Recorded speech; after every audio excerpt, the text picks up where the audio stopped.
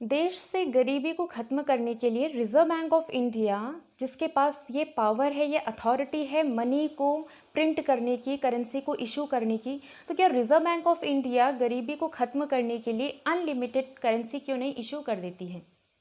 ये क्वेश्चन कईयों के मन में आता है। कई स्टूडेंट्स इस तरीके के क्वेश्चन पुट अप करते हैं कि क्यों reserve bank of India unlimited currency को इशू क्यों नहीं कर देती है। सो लेट्स डिस्कस कि क्या होगा अगर reserve bank of India unlimited currency issue करेगी, तो इससे इकोनॉमी में क्या एक्चुअल में गरीबी ख़त्म होगी, अनएम्प्लॉयमेंट ख़त्म होगा, या इसके उलट इसका इम्पैक्ट पड़ेगा। तो बात करते हैं। मान लीजिए reserve bank of India unlimited money की सप्लाई कर देती है इकोनॉमी में, प्रिंट की अनलिमिटेड करेंसी को और उसको सप्लाई कर दिया, यानी इकोनॉमी में करेंसी को इंजेक्ट कर दिया। अब इससे क्या होगा, everyone having more and more purchasing power, सभी के हाथों में पैसा है। जब सबके हाथों में पैसा है तो इससे इकोनॉमी में जो डिमांड होती है कमोडिटी की, डिमांड बढ़ जाती है। एग्जाम्पल के तौर पे मान लेते हैं कि इकोनॉमी में सिर्फ और सिर्फ एक सिंगल प्रोड्यूसर है, और वह सिंगल प्रोड्यूसर क्या प्रोड्यूस करता है, ब्रेड प्रोड्यूस करता है। अब उस प्रोड्यूसर के शॉप में लंबी कतार लगी हुई है कंज्यूमर्स की ब्रेड को परचेज करने के लिए। जो ब्रेड का प्राइस था वो था ₹50 पर पैकेट। अब number of consumers are waiting for that bread, जिसके वजह से जो प्रोड्यूसर है अपने ब्रेड के प्राइस को इंक्रीज कर सकता है, क्योंकि उसके पास लिमिटेड स्टॉक है। अब जो कंज्यूमर रेडी होगा उस ब्रेड को हाई प्राइस में कंज्यूम करने के लिए, तो प्रोड्यूसर उसी को बेचेगा।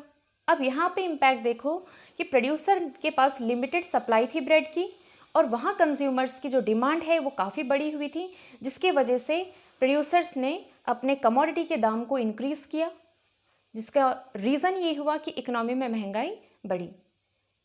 और महंगाई होना मतलब इन्फ्लेशन होना, और कभी कभी ये जो है हाइपर इन्फ्लेशन को इन्वाइट कर देता है।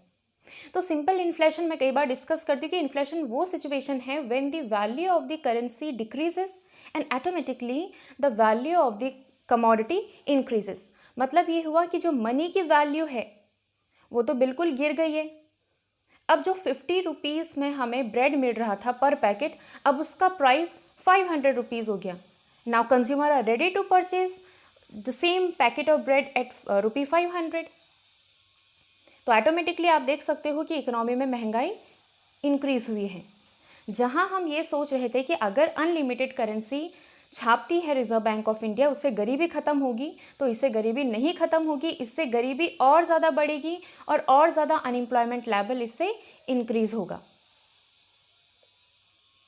सो रिजर्व बैंक ऑफ इंडिया के पास पैसे करेंसी को इशू करने की अथॉरिटी है, लेकिन इकोनॉमी को स्टेबलाइज करने के लिए, इकोनॉमी को बैलेंस करने के लिए वो अनलिमिटेड करेंसी को नहीं छाप सकती है, क्योंकि इससे इन्फ्लेशन की स्थिति बनती है। अब हमें सभी को पता है कि इकोनॉमी में जो रिसोर्सेज हैं वो लिमिटेड हैं, स्टॉक्स रिसोर्सेज लिमिटेड हैं, लेकिन महंगाई हो जाने के वजह से या फिर लोगों के पास अधिक पैसा आ जाने के वजह से जो डिमांड है वो बढ़ जाती है और जो सप्लाई है वो अपनी एग्जिस्टिंग पोजीशन में रहती है, जिसकी वजह से डिमांड का pressure over the supply increase हो जाने के वजह से इकोनॉमी में इन्फ्लेशन जैसी स्थिति आती है, यानी महंगाई होती है। तो दैट्स द रीज़न कि रिजर्व बैंक ऑफ इंडिया अपनी मर्जी से अनलिमिटेड करेंसी को नहीं इशू कर सकता है।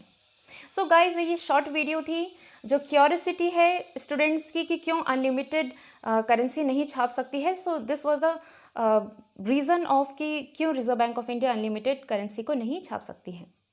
अपनी नेक्स्ट वीडियो में देखेंगे कि क्या होगा अगर $1 इक्वल 1 रुपी होगा। इससे हमारी इकोनॉमी डेवलप होगी या फिर इससे हमारी इकोनॉमी को बहुत वर्स्ट इम्पैक्ट पड़ेगा, तो डिस्कस करेंगे अपनी नेक्स्ट वीडियो में। सो गाइस, अगर आपको ये वीडियो इन्फॉर्मेटिव लगती है तो please do like, share and subscribe my channel. Thank you so much, bye bye.